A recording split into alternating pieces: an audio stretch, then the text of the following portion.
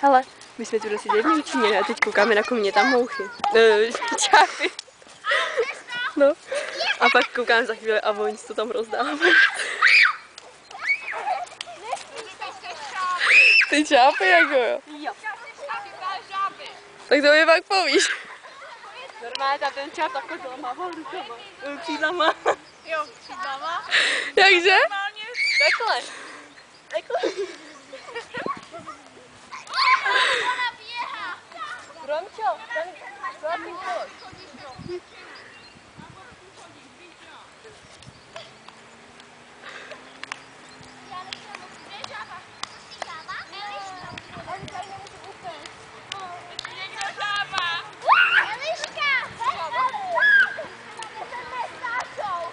Takže jsou všichni čápy.